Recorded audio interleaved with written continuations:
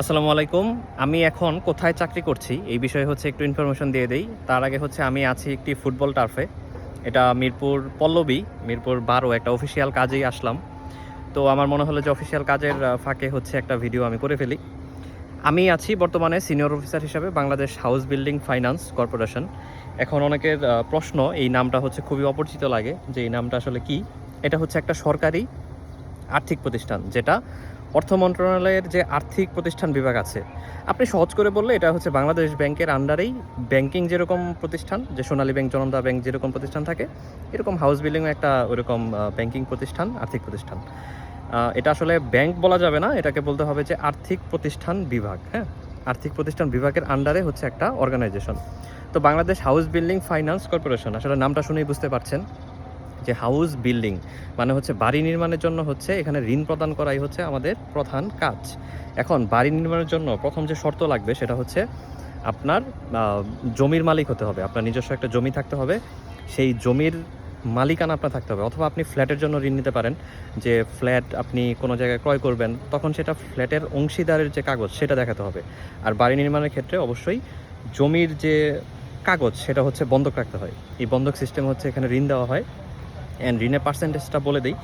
ঋণের পার্সেন্টেজ ঢাকা শহরে 10% অ্যান্ড অন্যান্য জেলা শহরে 8%। তো এখন আসলে ঢাকা শহরে খুব কি বলবো, ক্লাস্টার্ড, যে খুব বেশি জমি এখন পাওয়া যায় না, অধিকাংশ বুক করা। তো আসলে জেলা শহর ভিত্তিক জায়গাগুলোতে এই হাউস বিল্ডিংয়ের কার্যক্রম সবচেয়ে বেশি দেখা যায়। অ্যান্ড হাউস বিল্ডিংয়ের শাখা কয়টি? হাউস বিল্ডিংয়ের মোট শাখা প্রায় 75-76 এরকম, মানে প্রত্যেকটা জেলা শহরেই আপনি হাউস বিল্ডিংয়ের অফিস অ্যাটলিস্ট পাবেন। আর জেলা শহরগুলোতে আপনার ইন্টারেস্ট রেটও কম, এটা 8%-এর মতো।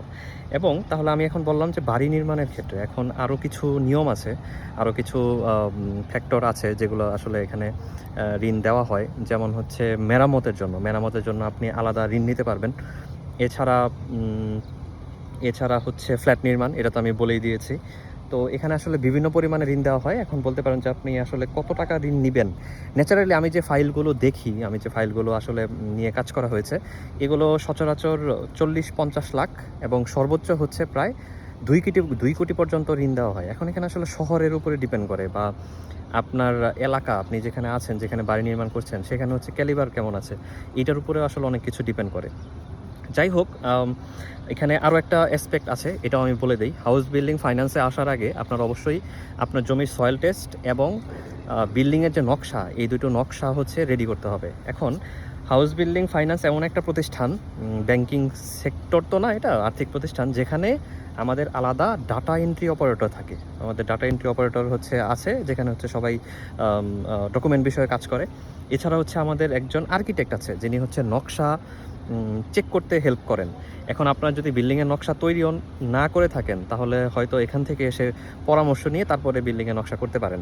এছাড়া আমাদের একজন লয়ার আছেন, যিনি আইন বিষয়ে এক্সপার্ট। জমির যে কাগজ অ্যান্ড এভরিথিং, এগুলো বিষয়ে অনেক বেশি এক্সপিরিয়েন্স তার আছে।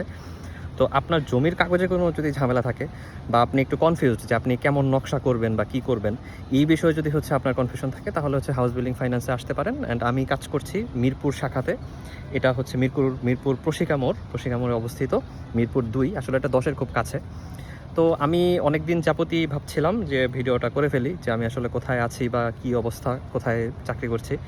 অ্যান্ড আমি এখানে বলতে পারি যে হাউস বিল্ডিং ফাইন্যান্স এই ব্যাংকিং সেক্টরে বা আর্থিক প্রতিষ্ঠান বিভাগের মধ্যে অন্যতম একটা সিগনিফিক্যান্ট জায়গা দখল করে রেখেছে। কারণ আমাদের আপকামিং ইয়ার্সে বাড়ি নির্মাণ এবং বাড়ি নির্মাণের প্রতি যে কাজগুলো, এগুলো সবচাইতে বেশি ফোকাস করা হবে।